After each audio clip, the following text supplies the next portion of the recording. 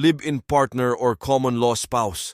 May karapatan ba ang bawat isa sa mga ari-arian na kanilang naipundar habang nagsasama bilang mag-asawa pero hindi kinasal? Nakasaad sa ating family code, partikular sa Artikulo 147, na ang babae o lalaki na may kakayahan na magpakasal sa isa't isa, ibig sabihin lamang na ang parehong partido ay walang sabit at nasa edad na naisnasaad ng batas, at nagsasamang maituturing na mag-asawa na kahit walang basbas ng isang kasal o kung kasal man ito ay kinokonsidera na isang void marriage. Ayon sa artikulong ito, ang wages and salaries o sahod ng bawat partido ay pagmamay-ari nilang pareho at ang mga ari-arian na kanilang naipundar habang sila ay nagsasama.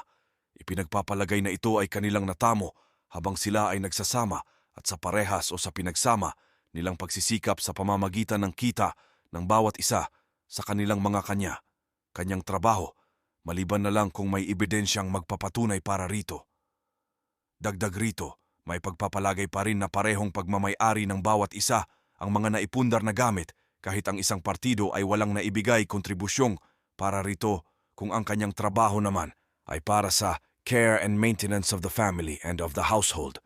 At ito ang madalas na trabaho ng isang ina o asawa na nanatili ng may toka sa kaayusan ng bahay at pag-aalaga sa pamilya. This is your law, companion, and this is your 1-minute law.